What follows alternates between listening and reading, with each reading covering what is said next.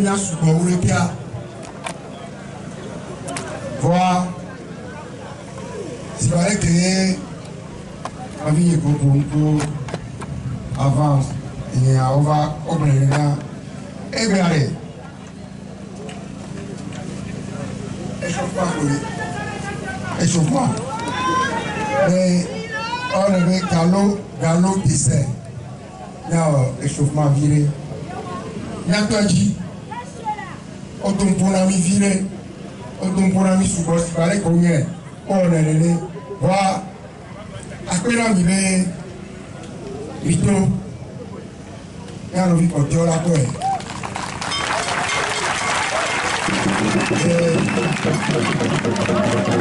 Prochaine fois, allez. Il y a tous les bancs sous lui. L'envie nous donne, mais ma pour constitution de la 5e République antique.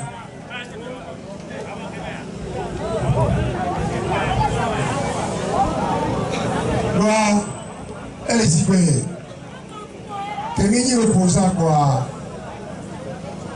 On veut constitution quoi? Mythico Djedji. Et nous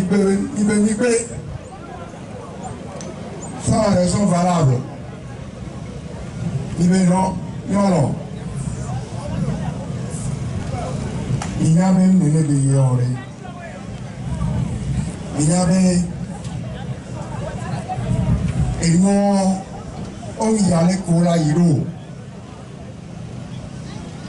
Nous avons pour une constitution, 5e République entière. Il a quoi à quoi me veut. Tout carré. Allez, Kola, où est-ce que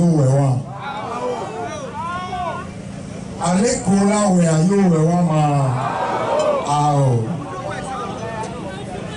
tout cas, on vient avec petit. On vient avec petit. On se voit. Dès qu'on va les céder, on les croise sur le monti. Mais en menant les commissions des lois de l'Union, la commission des lois allait étudier, allait on a dans la constitution. Et c'est avec la constitution 92 avec la procédure à la loi, rien. On respectait les peuples. Article 59, article avec on a honoré rien. Allez créer assemblée. Que les sangs, avec l'assemblée que les sangs, que les sangs, assemblée en maléo. Alors, les dons, nous connaissons, Maoué Sabeto, Maoué Sarabéa, Maoué,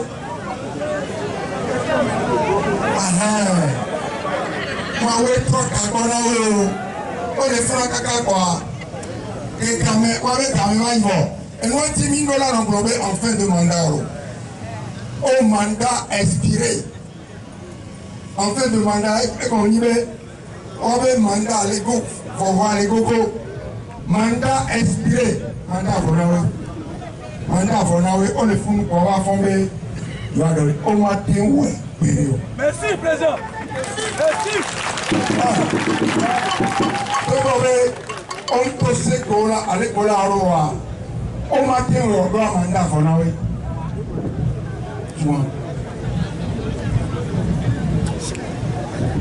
Et les voilà. Les microphones vont. Et on y matin, on peut les voir. On dit en tout cas, le peuple détient la souveraineté. Et hier, on a bien mon, et hier, la démon, on dit le peuple là, il n'y a rien que. Il y a autant pas d'auto exposer des motifs. On veut constitution que 1100, elle est archaïque, et nous, il y a les incons. Togo le encore. Quoi, avec il y a les encore et c'est 1100 comme le Russia matin séant. Quoi, on peut et mon kiwi au lato. On est à Paris, à fier 1100 et comme le Russia est instauré dans le régime semi-parlementaire ou semi-présidentiel ou présidentialiste. Mais à finir les sangs, nous allons. Tu sais, oh, il y a le dit moderne, régime parlementaire. On ne peut pas tout trouver. Régime parlementaire, et miraclement, école. Régime parlementaire, école. Et il y a un autocolado modernité. Voilà, non, on a un peu à Yameo. Régime où les couteaux avaient caractéristiques. Régime parlementaire arrive. Caractéristique fondamentale ici. Et il y a la responsabilité du gouvernement devant l'Assemblée nationale. C'est ça, un régime parlementaire devant le Parlement. Et il y a aussi définir le régime parlementaire. Et juste, les francs. Il y a une constitution dans l'histoire. Voilà, on a viré. On a nous viré. Voilà. Et ils se réclament parlementaire, un régime parlementaire. Mais ils prétendent faire basculer le Togo d'un régime semi-présidentiel à un régime parlementaire. Malheureusement, ils ont fait basculer le Togo d'un régime semi-parlementaire à un régime hyper présidentialiste. Ça veut dire quoi? Ça veut dire que caractéristique fondamentale du régime parlementaire, la responsabilité du gouvernement devant l'Assemblée nationale. Autrefois, au lieu de renforcer, comme ils le prétendent, instaurer un régime parlementaire, au lieu qu'on a tous l'Assemblée, on affaiblit l'Assemblée. Donc, ils n'ont pas instauré un régime parlementaire, puisque le régime qu'ils ont instauré avec, et nous connaissons, comme si c'était pas une nation, ni parlementaire, ni rien, zéro. Un régime hybride bâtard.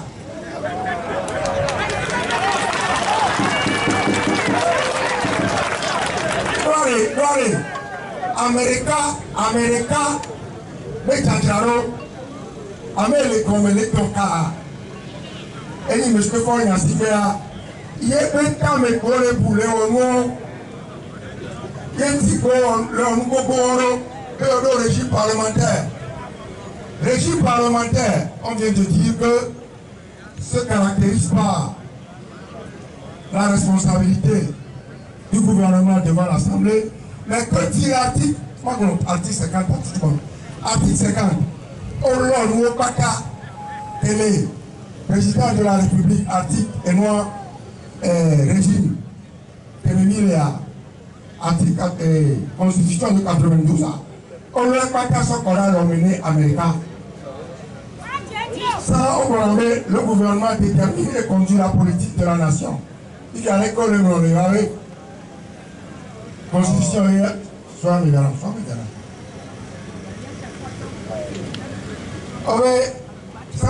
Les constitutions, on a enlevé le gouvernement détermine et conduit la politique de la nation. Il y a l'école de l'Union. Le président du conseil détermine et conduit la politique de la nation. Un gouvernement qui est un organe collégial. Il y a Américain qui détermine et conduit. On ne pas qu'à article 50. Il nomme aux emplois civils et militaires. Il est le chef suprême des armées. Et non pas qu'à les présidents. On ne va pas l'homme. On le coro américain par l'homme. et artiste Kanka. Ça veut dire Américain, quand il n'y a pas de Togo, il y a des cas pour eux, on n'a pas de il y a des cas pour eux, on n'a pas de Sodo qu'on a et pour les assemblées. Il est on a voté moi. Voyez, il y a et voilà, le plus grave.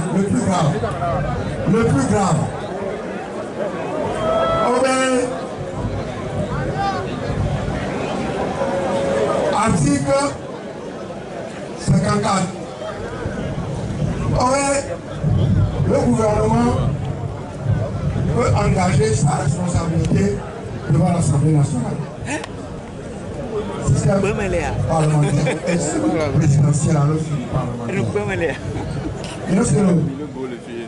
Le gouvernement il y a un programme il y a une validation sur l'Assemblée.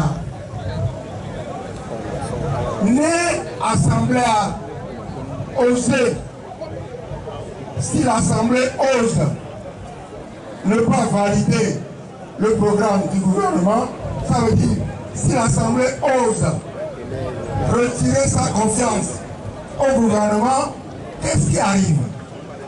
Dans une situation normale et dans un régime parlementaire, qu'est-ce qui arrive? Le gouvernement tombe, le gouvernement démissionne, n'est engagé à vos responsabilités. Si l'Assemblée ne veut pas, ne retire sa confiance, le gouvernement tombe. Nous, il y avait régime parlementaire avec constitution, mais le gouvernement soit des responsabilités. Donc, engage sa responsabilité. Et si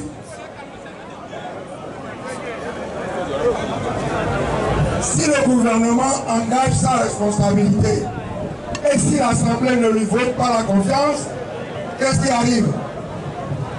L'Assemblée tombe. Ce n'est pas le gouvernement qui est renversé, mais c'est l'Assemblée qui tombe. Est-ce que ministre Nyangomia? C'est-à-dire que pour un régime parlementaire, le gouvernement engage sa responsabilité devant l'Assemblée nationale. Dans un régime parlementaire, si l'Assemblée ne lui vote pas la confiance, le gouvernement démissionne. Et ton ami c'est la Garcia Gamé. Les Italiens, les Allemands, la France, ceux qui ont un véritable régime parlementaire. Mais au Togo, dans la nouvelle constitution, article 54, constitution réelle. Si le gouvernement n'a pas moyen, article 54, le président du Conseil, après délibération du Conseil des ministres, peut engager devant l'Assemblée nationale la responsabilité du gouvernement sur son programme. Normal. Sauf que si le gouvernement n'obtient pas l'approbation de la majorité des membres de l'Assemblée nationale, le président du Conseil fait quoi? Il prononce la dissolution de l'Assemblée. C'est ça le régime parlementaire? Non, ce n'est pas un régime parlementaire. C'est tout sauf un régime parlementaire.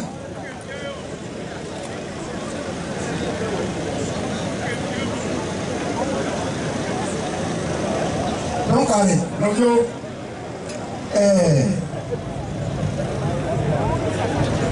il y avait un article au bataillon, les cas. Il y a un kakala jani.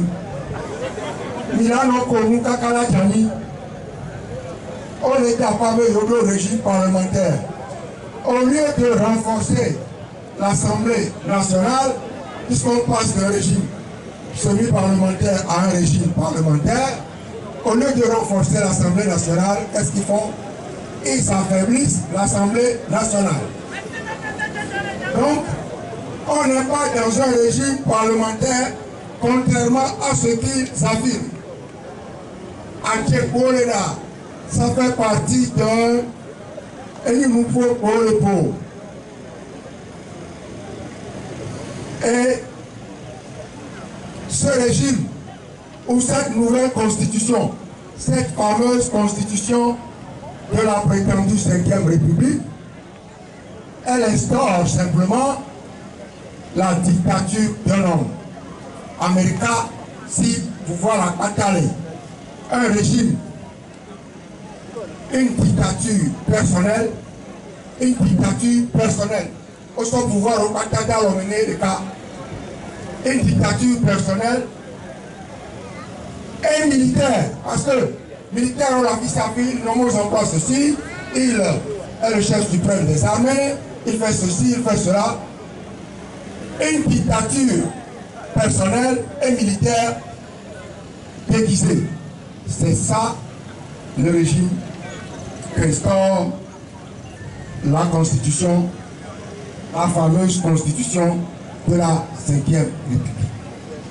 Et il n'y a pas d'accord. Et nous, Amérique peut mater non, période. Il y a un mimalon, période. Voilà. Amérique fou Garcia Gameri. Garo me va donner. Ola on peut payer là. La couleur. Et nous pouvons aller. Il m'a demandé que nous avons période.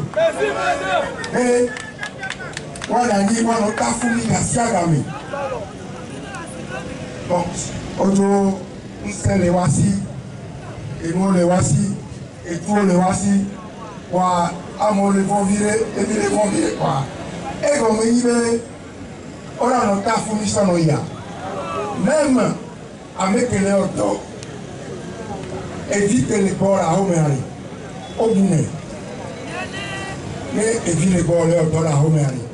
On va se redire pour notre affaire, alors nous pouvons plus que la saga. Et ça est. Constitution ya.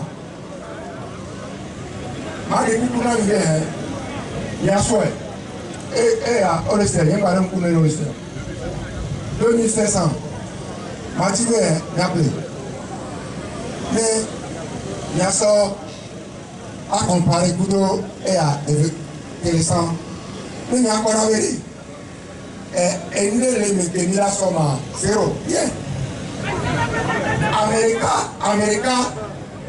Américain oh là bon amé a tombé il est tombé le madassi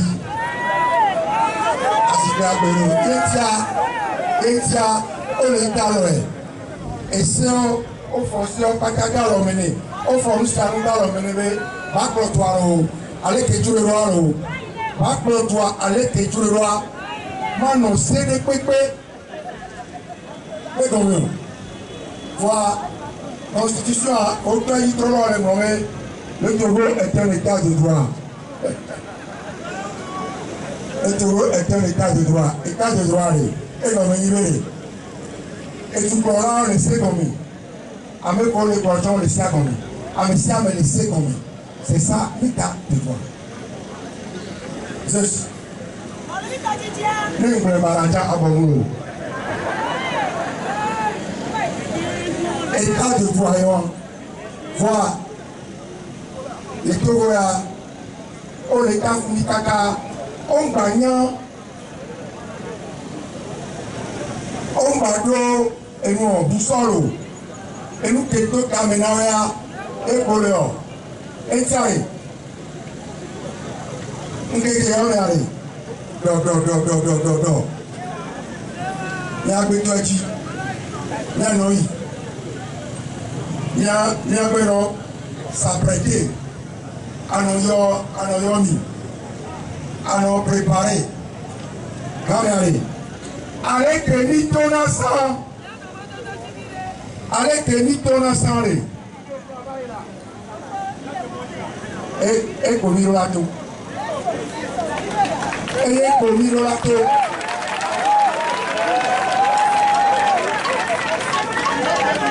Avec les bitons ensemble. Eye komi lola to. Eye komi lola.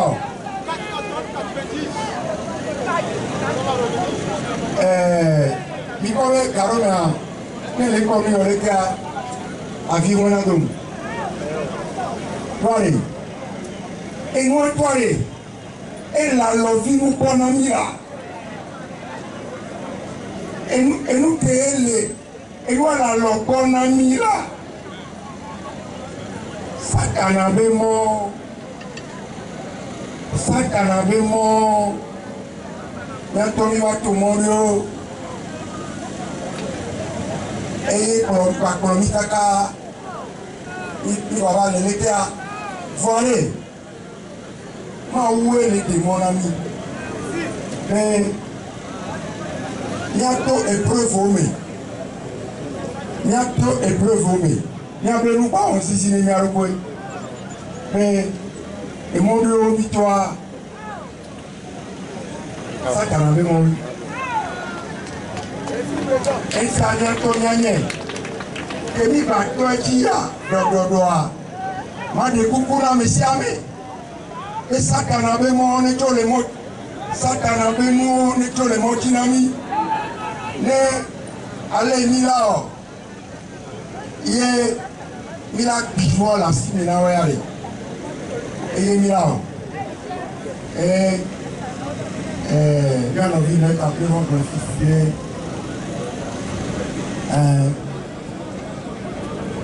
On y a mis ça, elle a deux secondes, pour avancer. Elle a soif. Elle a soif.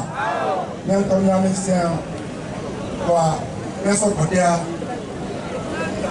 c'est le minimum. Les économies, les avoués à qui va trop ici. Mais les baba, les sacs à la main, moi, quand on est économie.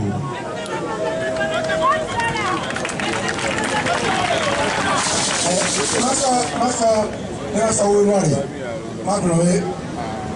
Article 4, elle va t'amener en Fidjien. Article 4, le gouvernement est civil. Le gouvernement est civil. On me l'a vu. Il y a un autre qui est au Moubuta. Elle est bien. Alors, le gouvernement est civil. Jamais. Quand on peut le carrer, dans quelques temps, quoi, on va se dire, on a un sort de alors, là, on a une sorte de on les mise en disponibilité à l'origine. Si on a mise en disponibilité, on les ratie des cadres de l'armée. On va ni soldat. On va ni soldat. Avant, on a soldat, on y a un colonel, on a un gouvernement, on y a un colonel, général. On y a un général. Alors on est là. Alors que on les ratie des cadres de l'armée, on les armées, on va dire notre progression. Et nous, on a dit il y a des problèmes fondamentaux que nous avons. On fout bang. Voilà. Et mi mal non. Et nous, on a une constitution. Parce qu'une constitution rédigée pour institutionnaliser, pour consacrer, pour fonder, pour établir une dictature personnelle et militaire. Voilà ce que c'est que leur fameuse constitution de la 5e République. Et il y a un caméra, Amérique,